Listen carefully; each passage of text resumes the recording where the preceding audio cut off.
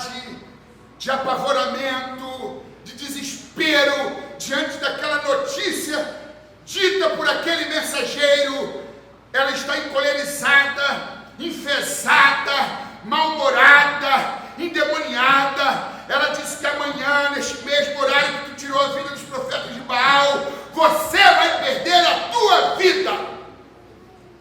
E no Salmo 112, verso 7, diz: não temerás maus rumores, o seu coração confiado em Deus está. Eu não sei aqui qual é a notícia, se é triste, melancólica, pessimista, se é um veredito negativo, um diagnóstico negativo. Eu não sei se você recebeu uma notícia muito ruim nessa semana, mês passado, ontem, hoje, há poucas horas, mas Deus está dizendo: não temerás maus rumores. A mão de Deus está sobre a tua casa, sobre a tua vida, sobre o teu ministério. A mão de Deus está sobre a igreja, sobre a tua família, sobre a tua vida.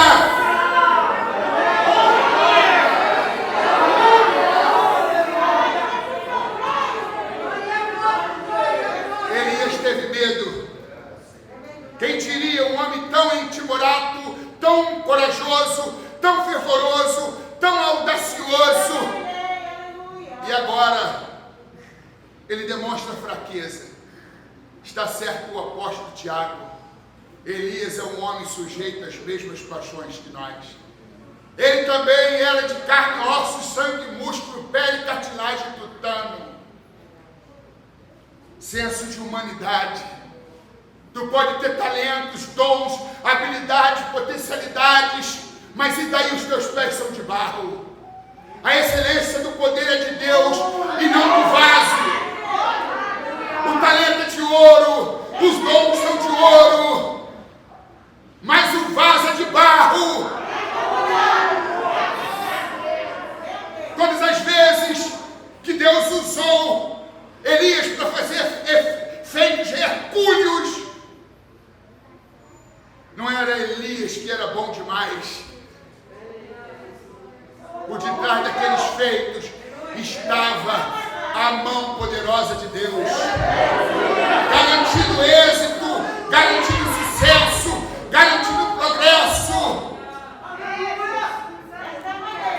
Mas Elias é tomado por um medo desmedido, um medo patológico. E a Bíblia diz que ele teve medo.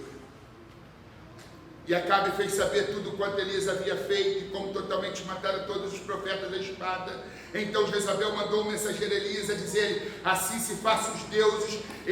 Ela amaldiçoou Elias em nome dos seus deuses. E outro tanto que se de certo amanhã, a estas horas, não puser a tua vida como a de um deles, o que vendo ele se levantou e para escapar com vida. Há uma tradução que diz: Elias teve medo e fugiu. A minha tradução diz: para escapar com vida, se foi e veio a Bérseba, que é de Judá, e deixou ali o seu moço. Um erro atrás do outro.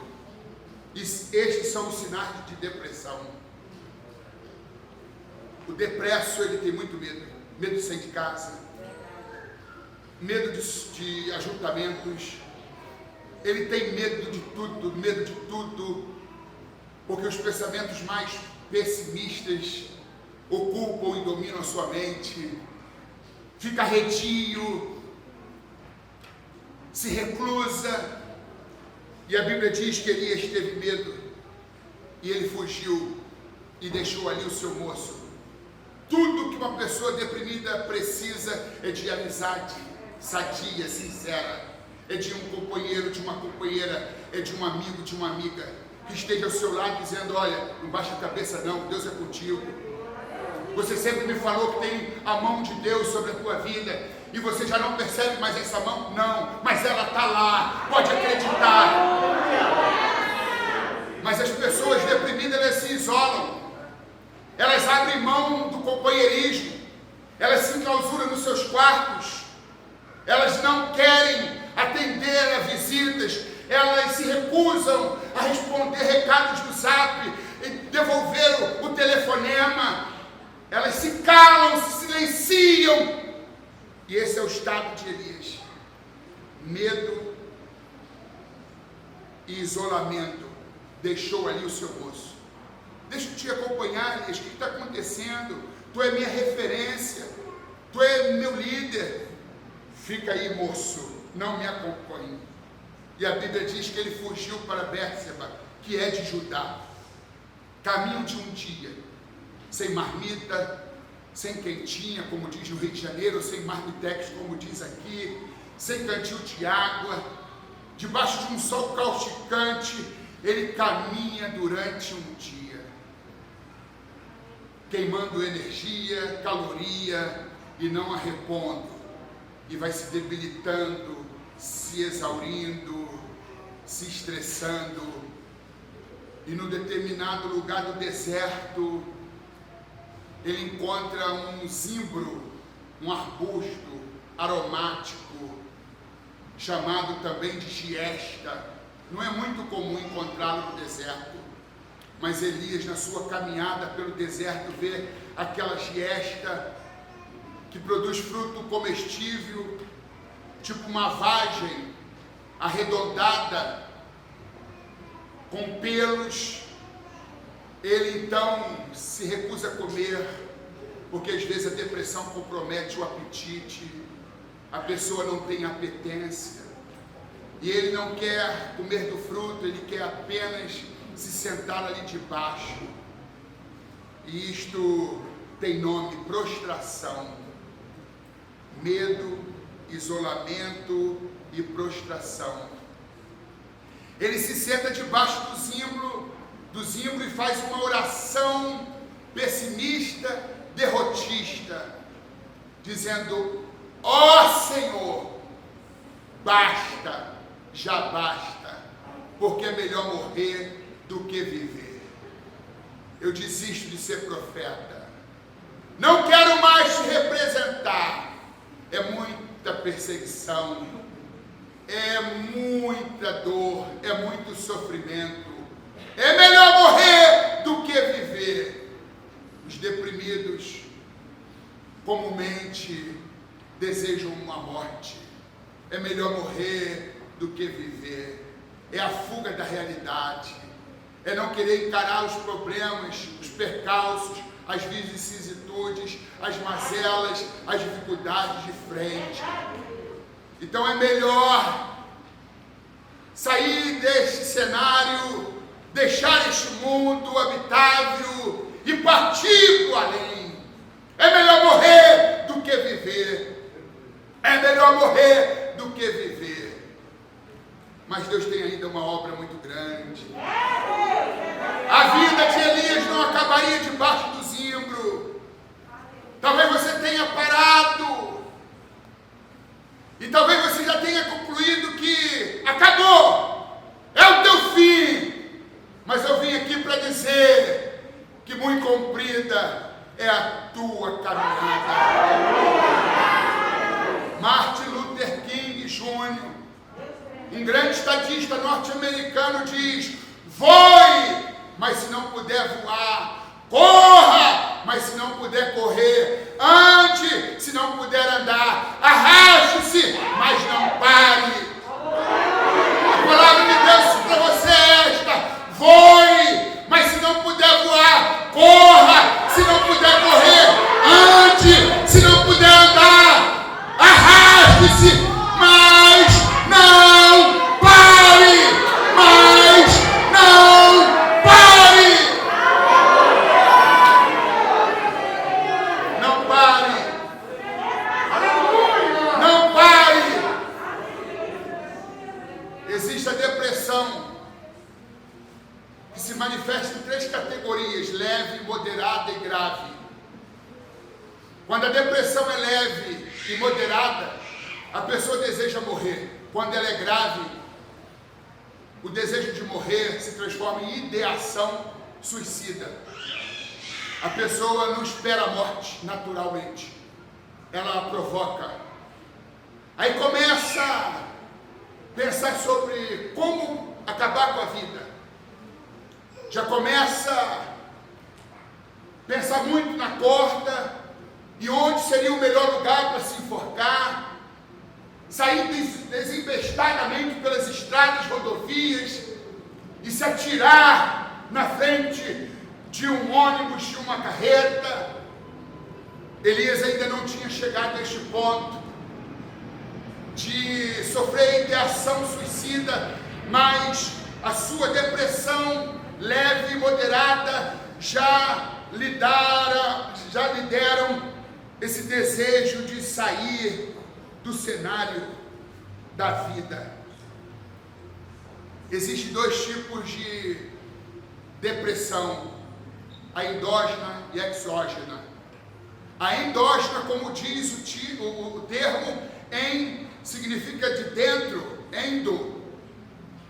A depressão endógena é aquela que tem origem biológica, é aquela que tem origem em fatores internos, está no DNA, está no déficit de neurotransmissores, de uma química no cérebro.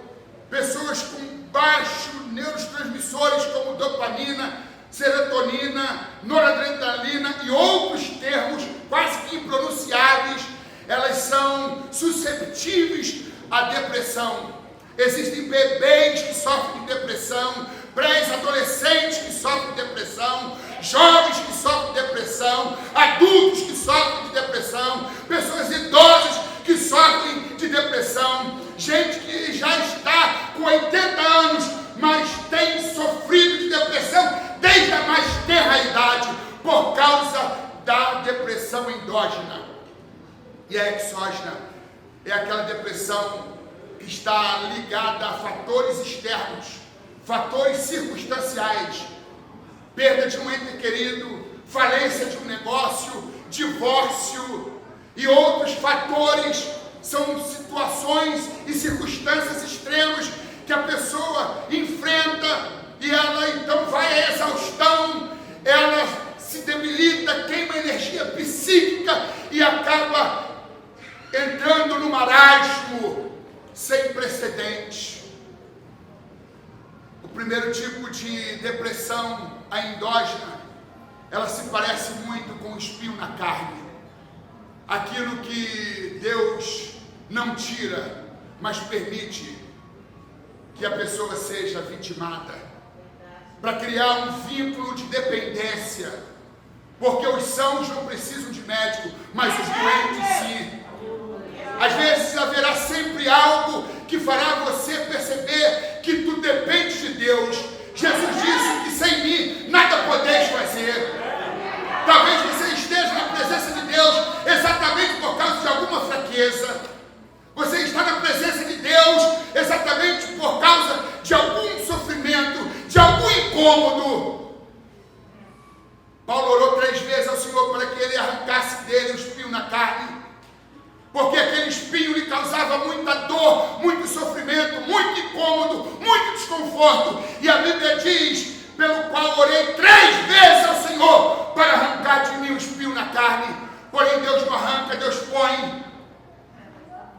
Talvez você não estivesse aqui se você não estivesse passando, enfrentando este dilema, este problema, esta dor, esse sofrimento. Você diz, eu preciso me voltar para Deus, eu preciso participar da ceia, eu preciso participar daquele culto, eu preciso ouvir a voz de Deus, eu preciso ouvir a pregação da palavra.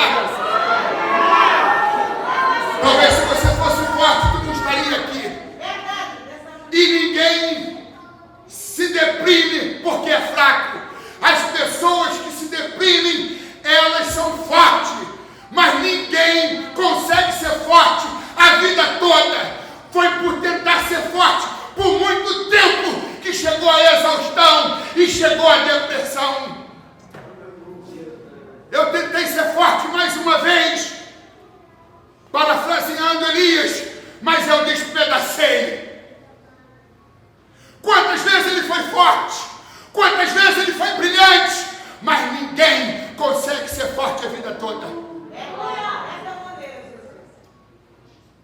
Dessa vez não deu.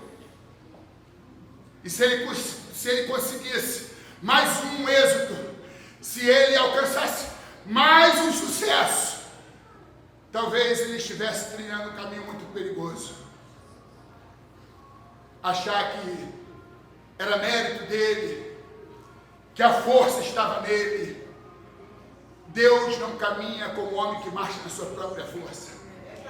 Às vezes Deus tem que nos esvaziar para a gente aprender a depender dele. E aprendeu a maior lição, aquele que aprendeu a depender de Deus. Talvez esse problema persista ainda por muito tempo. Mas é uma oportunidade que Deus está te dando de você lutar. Caminhar em direção à luz. Buscar força na oração. Buscar força na congregação. Buscar força na presença de Deus. E quando Paulo orava, Senhor, arranca de mim, Deus ficou em silêncio. Deus arranca, remova esse espinho, Deus ficou em silêncio. Deus arranca, remova esse espinho. Na terceira vez que Paulo orou, a Bíblia diz que Deus se pronunciou: Paulo, a minha graça te basta, a minha graça é suficiente. Talvez você tenha um problema congênito, talvez você esteja se debatendo desde que nasceu com algumas enfermidades e doenças, mas você está aqui e é a prova de que a graça de Deus, ela está evidente na sua vida. Quando Deus disse: Paulo, a minha graça te basta, ele não ficou revoltado, porque afinal não era essa a resposta que ele queria. Ele queria ouvir Deus dizendo: estou removendo o espinho, eu estou te curando, eu estou te restaurando, já não existe mais espinho. Não foi isso que Deus falou. Deus disse: a minha graça te basta. Então ele se conforma e diz: pelo que eu sinto prazer nas fraquezas, nas injúrias, nas perseguições, nas angústias, porque quando eu penso que estou fraco, então eu sou forte, porque o poder de Deus se aperfeiçoa nas nossas fraquezas.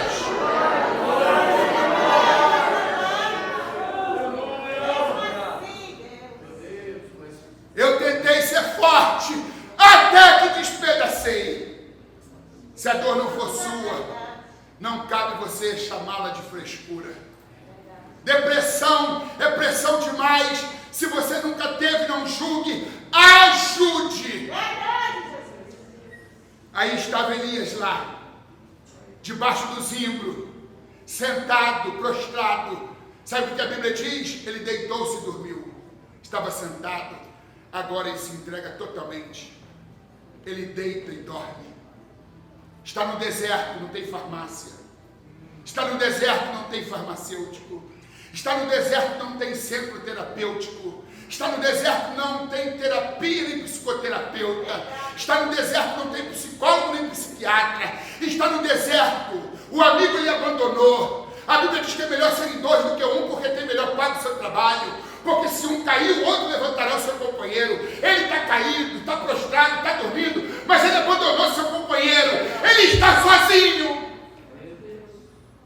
Mas diga comigo, falem comigo, a força que você precisa, virá do céu. Elias está no deserto, não tem ninguém ao seu lado. Ele mesmo abandonou o amigo. Não tem médico nem hospital, não tem clínica, não tem psicólogo nem psiquiatra, mas tem Deus. A força que você precisa virá do céu. A força que você precisa virá do céu. A força que você precisa virá do céu. A força que você precisa virá do céu.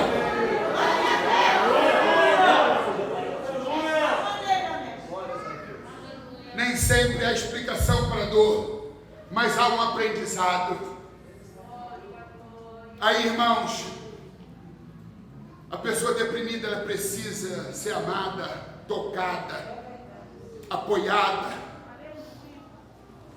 Deus olha e vê aquele seu servo, aquele profeta que já havia sido extraordinariamente usado por Deus, mas agora no marasmo, num estado profundo de melancolia, numa depressão terrível. Deus então dá ordem ao anjo e diz: desça, leve este pão assado na brasa, no forno da padaria do céu, e leva essa água geladinha na botija para o meu servo.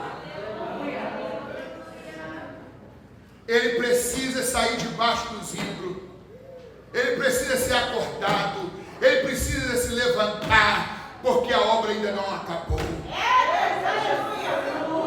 Ele desistiu do ofício, mas eu não desisti do oficial.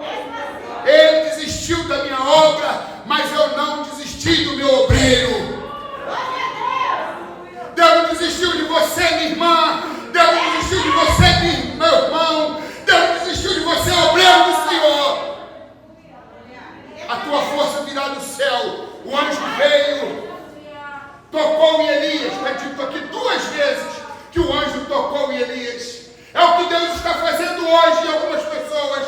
Deus está tocando. E disse: desperta. Olha para a cabeceira. Tinha um pão assado na brasa. E ele comeu. Tem uma botija de água e ele bebeu. Comeu, bebeu, e a Bíblia diz que tornou a se deitar. O anjo pela 2ª vez o toca e repete a refeição: mais pão e mais água. A Bíblia diz que Elias comeu e bebeu, e com a força daquela comida ele caminhou 40 dias e 40 noites até Horebe, o monte de Deus. Saiu debaixo do zimbro, debaixo, e foi para o monte. O monte fica no alto. Deus vai te tirar desse marasmo, dessa melancolia, dessa depressão, desse abatimento. Vai te tirar debaixo do zimbro e vai te levar para o monte Horebe, o monte de Deus. Ele vai te levar para a presença dele, para voltar a ter comunhão com ele.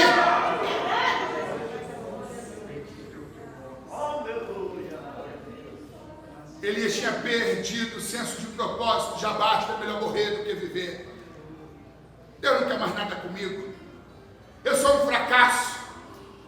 Eu já concluí, desisti mesmo. Perda do senso de propósito. Deus vai renovar o teu senso de propósito. Se tu não sabe qual é a sua missão é sair daqui sabedora de qual é a sua missão.